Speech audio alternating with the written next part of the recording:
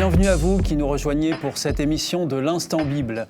Et pour commencer, nous allons nous pencher en profondeur sur un nouveau livre de la Bible, un livre extraordinaire, le livre des psaumes. Extraordinaire par sa richesse, par la beauté de ses textes, par les contrastes entre les ténèbres et la lumière, et tout simplement peut-être par son humanité. Alors avec moi, comme à notre habitude, deux pasteurs. Je vous souhaite la bienvenue, pasteur Gétro Camille. Bonjour Stéphane, bonjour à tous. Merci d'être avec nous. Pasteur Pascal Rodet, bonjour. Bonjour Stéphane, bonjour à tous. Merci aussi d'être avec nous. Alors vous allez nous aider à appréhender ce texte des psaumes. Qu'est-ce qu'on peut faire ressortir en premier lieu à propos des psaumes, pasteur Gétro Camille? C'est joli les psaumes, c'est joli, c'est humain, il y a des émotions, moi j'aime bien les psaumes. En plus, c'est simple d'accès, c'est pas de la grosse théologie, c'est profond, c'est bien. Voilà ce que j'ai envie de dire. Et alors, donc, qu'est-ce qu'on y trouve? On y trouve peut-être un style particulier, justement, puisque c'est poétique, Pascal Rodet. Alors oui, c'est un style particulier qui est assez différent de ce qui peut être dans la Bible, hein. On est ici dans un style complètement adapté pour tout ce qui est psaume, pour tout ce qui est chanté avec des textes bien précis. Et donc oui, c'est pour ça d'ailleurs, comme le disait Gétro, émotionnellement, ça parle beaucoup parce que il y a plein de sens. On a aujourd'hui que le côté lecture, mais il faut l'imaginer avec de la musique. Des instruments, des gens qui dansent, des gens qui lèvent les bras, qui bougent. Exactement. Et ça servait à quoi exactement les psaumes à l'époque? C'était des... Il y a plusieurs usages. Déjà, pour celui qui l'écrit, c'est le moyen pour lui d'exprimer des vérités intérieures et émotionnelles, spirituelles, très profondes. Et pour celui qui le lit, le moyen de s'y reconnaître. Et pour ceux qui le chantent, de chanter ensemble. Alors, je ne sais pas si vous avez déjà vu le clapping dans les matchs de foot. Donc, c'est un petit peu le clapping de l'époque, si vous voulez, mais spirituel. C'est-à-dire qu'on est ensemble, on chante à l'unisson, on bouge à l'unisson. C'est beau, c'est profond, ça fait du bien. Et alors donc, on parlait de ce style particulier, le style poétique, mais quelles sont les caractéristiques particulières de ce livre des psaumes, pasteur Gétro Camille? Eh bien, c'est de la poésie hébraïque. Donc la poésie hébraïque, elle ne se fait pas en versifiant, en rimant, comme en France. Elle se fait en jouant sur les images. Elle se fait en jouant sur les contrastes des mots. C'est le jour et la nuit, simultanément, voilà, par exemple. Elle se fait en jouant également sur la structure du texte, c'est-à-dire que un texte peut avoir une idée centrale et finalement des idées qui se développent aussi bien vers le haut que vers le bas à partir de cette idée centrale-là. Et c'est par déduction qu'on déduit quel est le cœur du psaume. Donc il y a une structure linguistique qui fait qu'on reconnaît la poésie. Et puis également, peut-être un dernier élément qui me vient à l'esprit, c'est les répétitions. Les répétitions, je peux prendre un exemple là, par exemple, d'un de mes psaumes préférés, tout court, le psaume 131. « Seigneur, mon cœur n'est pas orgueilleux ». C'est un chant de pèlerinage, c'est un chant de pèlerinage de David, le roi David, très connu. « Je ne regarde pas les gens de haut. Je ne cherche pas à faire des choses extraordinaires, ni des actions magnifiques qui me dépassent, mais je reste calme et tranquille, comme un enfant rassasié sur le sein de sa mère. Comme ce petit enfant, je suis calme et tranquille. Israël attend le Seigneur avec espoir dès maintenant et pour toujours. » Donc vous voyez que chacune de ces phrases, chacune de ces idées est répétée sur deux lignes. C'est une des formes de la poésie hébraïque.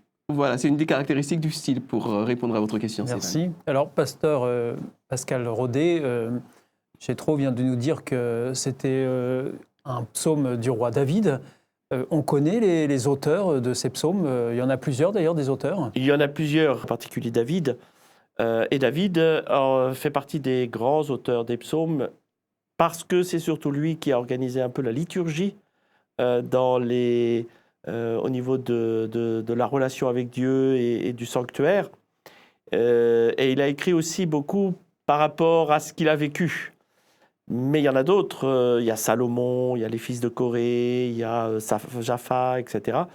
Donc ça fait pas mal d'auteurs dans ces psaumes qui nous donnent une texture, une teinture, des couleurs différentes de la Donc vie. c'est différent d'un auteur à l'autre finalement. Exactement. Il n'y a pas qu'un seul auteur dans les psaumes, c'est véritablement le vécu des gens, de ce qu'ils ont ressenti de leur vie, et ils l'ont exprimé par le côté poète et chant. D'ailleurs, même si je peux me permettre, un même auteur, il s'est levé du pied gauche, il n'écrit pas du tout de la même manière que s'il s'est levé en pleine forme, aimé par sa famille, ça ne va pas du tout donner ça va pas du tout les mêmes. Ou bien s'il est persécuté ou harcelé. Il y a des psaumes où David va dire « Seigneur, je n'en peux plus, tu m'as abandonné, massacre mes ennemis ». Enfin, vraiment, tu sens que le gars, il est de mauvaise humeur. C'est pas forcément que des louanges alors, les psaumes? Non, c'est pas forcément que des louanges, c'est de la poésie. Disons qu'au travers des hauts et des bas de la vie, les auteurs des psaumes vont quelque part raconter aussi leur relation avec Dieu. Et donc quand David est persécuté par ses ennemis, qui demande à Dieu de le délivrer de ses ennemis, c'est une demande, c'est une prière de David dans un sens, mais c'est aussi l'histoire de la relation que David a avec Dieu et de comment ça va. Donc parfois il est dans l'adoration, la contemplation pure, la béatitude, la joie, et parfois il enrage, il piétine, il crie, il râle, et c'est ça qui est beau. C'est ça qui est beau. C'est pas du baratin, c'est pas du blabla religieux tout le temps. C'est quelqu'un, tout simplement, qui vit quelque chose de fort avec Dieu. Mais si on veut en venir là, les louanges ne sont pas que des louanges où le mot pourrait dire « ça y est, on est toujours positif et on va l'exprimer comme ça ». La louange, c'est exprimer un état physique, spirituel, au travers d'un chant ou d'un poème. Donc, en effet, il y a des moments dans la vie où ça ne va pas et je l'exprime, mais je l'exprime en disant « je sais que tu es mon sauveur, mon salut, je te fais confiance ». Et c'est là qu'arrive la louange aussi dans les psaumes. Est-ce qu'il y a un psaume, pasteur Pascal Rodet, qui serait représentatif justement des psaumes? Alors je pense qu'il y a un psaume très représentatif dans le monde chrétien qui est connu par beaucoup, c'est le psaume 23. Vous pouvez nous le dire? Alors oui, bien sûr. Merci. Le psaume 23, que l'on trouve donc dans la Bible ici, Parole de vie, dans la page 645. « Le Seigneur est mon berger, je ne manque de rien. Il me fait reposer dans des champs d'herbes vertes, il me conduit au calme, près de l'eau. Il me rend des forces, il me guide sur le bon chemin pour montrer sa gloire. Même si je traverse la sombre vallée de la mort, je ne peur de rien, Seigneur, car tu es avec moi. Ton bâton de berger est près de moi, et il me rassure. Tu m'offres un bon repas sous les yeux de mes ennemis, tu verses sur ma tête de l'huile parfumée, tu me donnes à boire en abondance. Oui, tous les jours de ma vie, ton amour m'accompagne et je suis heureux. Je reviendrai pour toujours dans la maison du Seigneur. » Alors, pasteur Jétro Camille, il y a quelque chose qui vous frappe dans ce psaume-là, 23? Oui, qu'on connaît, hein, c'est vrai qu'on l'a déjà entendu, évidemment. Bien, c'est le caractère très positif de David à ce moment-là. Il n'est pas toujours comme ça, David. Mais là, manifestement, il a trouvé auprès de Dieu, à ce moment-là dans sa vie, un refuge, une force. Et les ennemis, la meute de chiens sauvages qui veut le déchirer, quelque part, ça représente presque rien pour lui, parce que le Seigneur a mis un obstacle entre lui et eux, et le Seigneur est l'obstacle entre lui et eux. Donc, il est très positif et très, très apaisé. C'est un psaume très méditatif également, et qui pousse à la méditation, à la contemplation. Et alors donc, comment, Pascal Rodet, comment est-ce qu'on les lit, ces psaumes, par exemple, si je prends une Bible et que je m'attaque au livre des psaumes, comment est-ce qu'on lit ça, comme un recueil poétique ? Voilà, c'est ça. C'est-à-dire qu'il faut bien se dire que ce n'est pas une histoire qui est racontée dedans. C'est véritablement un poème, l'expression des sentiments des auteurs de l'époque. Et je pense qu'il faut le lire, comme disait Jétro, méditativement. C'est-à-dire, c'est un peu ce moment-là comme texte où il y a besoin de prendre du temps. Non pas du temps pour le lire, mais du temps pour rentrer dans cette lecture, dans cette écoute, dans un état d'esprit particulier pour ça. Hein, c'est pas, je ne vais pas chercher qu'est-ce que Dieu veut me dire dans les psaumes. Non. C'est véritablement beaucoup plus l'idée de, ben voilà, par exemple, je prends le temps pendant 2-3 minutes ou 5 minutes, je fais le vide dans ma tête, il n'y a plus rien autour, pour me préparer à la lecture, simple lecture. Et le lire doucement, calmement, me laisser imprégner par les mots. Et puis après, juste avoir un temps de me dire, de me poser quelques questions. Quels sont les mots qui m'ont parfois attiré? Quels sont les mots qui m'ont fait du bien? Quels sont les sujets qui sont abordés et qui correspondent aussi à mes attentes? Et après, eh bien, remercier le Seigneur pour cette lecture. Et voilà. C'est tout ce côté méditatif de ces psaumes qui sont importants. Je pense que c'est dans ce sens-là aussi qu'il faut plus les lire. Vous êtes d'accord avec ça, pasteur Gétro? Oui, à l'exception de certains psaumes de rage ou de peur ou d'angoisse, où je ne vais pas essayer de vivre cette expérience de peur, de rage et d'angoisse. Par exemple, dans un des psaumes, un très beau psaume, que je ne vais pas lire maintenant, mais dans un des psaumes de David, le 139, à la fin, il parle de ses ennemis, il dit « Je les déteste, je les hais d'une haine absolue. » Donc là, on sent les yeux injectés de sang, la rage, l'écume aux lèvres, etc., les poings crispés, les muscles tendus. Non, on ne se met pas dans cet état d'esprit-là, c'est pas l'esprit de la prière. Donc,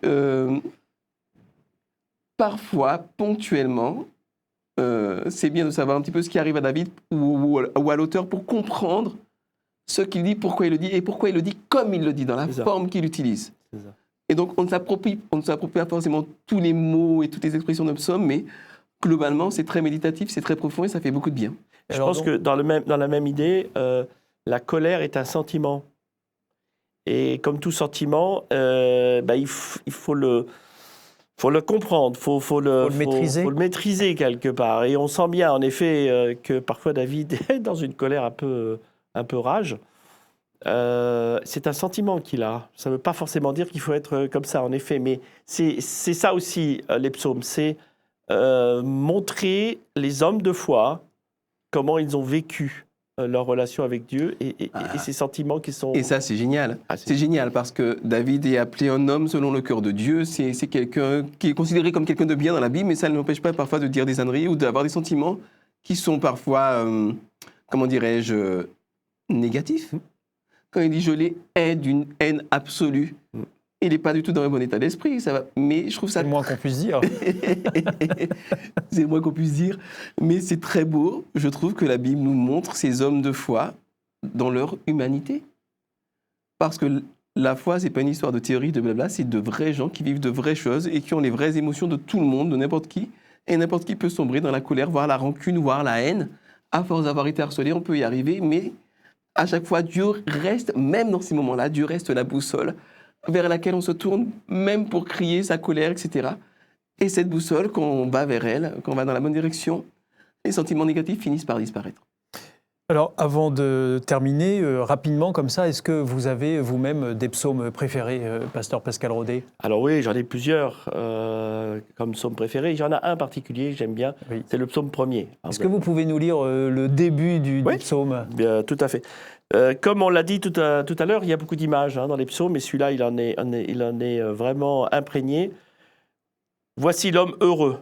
Il n'écoute pas le conseil des gens mauvais, il ne suit pas l'exemple de ceux qui font le mal, il ne s'assoit pas avec les moqueurs. Au contraire, il aime l'enseignement du Seigneur et le redit jour et nuit dans son cœur, comme un arbre planté au bord de l'eau. Et là, il y a toute une image qui apparaît. C'est cette image aussi que j'apprécie particulièrement, de cette image de l'arbre qui est robuste. Ah, c'est très beau. Se nourrit de cette source, de cette rivière qui coule. C'est très beau. Merci. Et vous, pasteur Gétro Camille, vous avez un psaume préféré? Bon, alors j'aime beaucoup le psaume 73 en particulier. J'en ai plusieurs, je suis un peu comme Pascal, mais j'en ai plusieurs. Le psaume 73, je vais les résumer et juste lire les derniers versets. C'est Asaph qui écrit cela. Asaph vit dans un univers mental dans lequel, quand tu te comportes bien, tu es récompensé par Dieu. Or, il n'a que des galères. Il se comporte bien, il n'a que des galères. Il n'y comprend rien. Et il rage. Il dit c'est injuste, c'est pas bien, et tout, c'est pas normal. Et puis à la fin, il dit quand mon cœur était blessé, j'étais déchiré, j'étais stupide, je ne comprenais rien. Pourtant, je suis toujours avec toi, il parle à Dieu. Tu m'as pris par la main. Tu me guides comme tu veux et tu me recevras avec honneur. Et il termine, je ne dis pas tout, mais à la fin, il dit « Mon bonheur à moi c'est d'être auprès de toi, Seigneur Dieu. J'ai mis ma confiance en toi et je raconterai tout ce que tu as fait.